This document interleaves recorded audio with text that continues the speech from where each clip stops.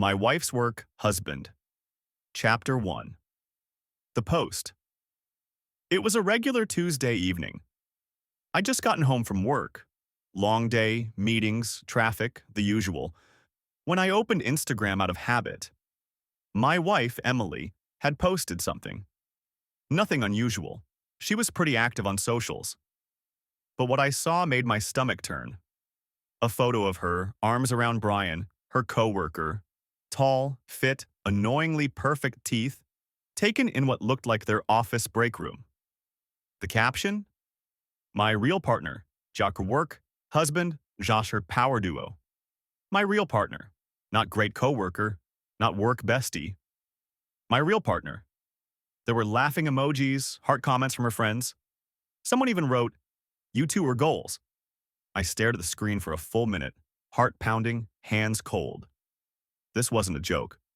Or if it was a cruel one. Chapter 2. The comment. I didn't text her. I didn't call. I walked to the kitchen, opened the drawer, pulled out the divorce papers I'd picked up months ago after a bad fight, and placed them on the table. They were unsigned. But that could change. Then I went back to my phone, opened the post, and commented, "Congratulations. The divorce papers are on the kitchen table." Simple, cold, public. She saw it within 5 minutes. The post disappeared in 10. Chapter 3. The reaction. Emily called me. I didn't pick up. Then came the texts. Emily. It was a joke. Emily. Why would you do that? Emily. Please answer.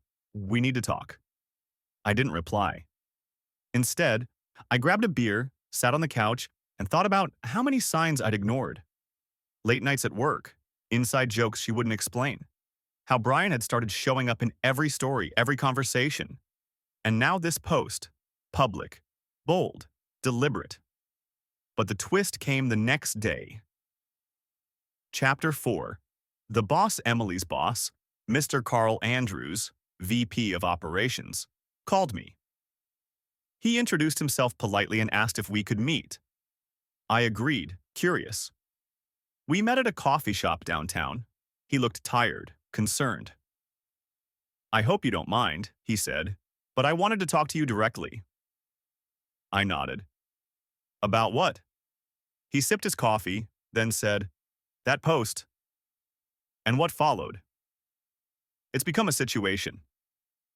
I said nothing. "I want you to know that I take workplace conduct very seriously," he went on. "Brian's behavior has crossed boundaries before, but this time it became public." So it wasn't just a joke. There was more. "She's your wife," he said, not unkindly. And she made that comment, in a professional environment, calling him her real partner. We can't ignore that. "She took it down," I said quietly. "Yes, but the damage was done. HR is involved. There are conversations happening." I felt a bitter taste in my mouth. "Why are you telling me this?" He leaned in slightly. "Because I think you deserve the truth, and because your wife may be about to lose more than just a marriage." Chapter 5. The Confrontation. That night, Emily came home early. Eyes puffy, no makeup. She looked human, not the polished version of herself she curated for social media. "I screwed up," she said quietly. I didn't say anything. I waited. I thought it was funny, harmless. I didn't mean it that way. I raised an eyebrow. "You captioned it 'my real partner.' You hugged him like he was your husband. You posted it for the world to see." I know," she cried. "I wasn't thinking. It was stupid." "Was it just a joke?" I asked. "Or something more?" She hesitated. And there it was. The silence that says more than any lie. I stood. "You need to decide what you want. Because I'm done being disrespected." She broke down. Chapter 6. Fallout. The next week was chaos. Emily was placed on leave. Brian was reassigned to a different department pending investigation.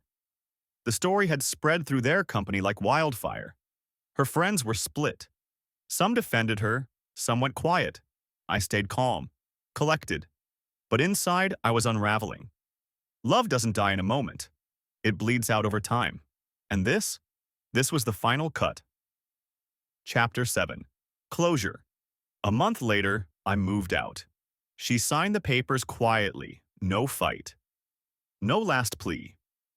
Maybe she knew she'd already lost me long before the comment. Funny thing is, people talk a lot about betrayal, but what stings more is public betrayal. When someone you trust not only hurts you, but announces it to the world with a smile. That's what she did. Epilogue. Aftermath. People still DM me sometimes.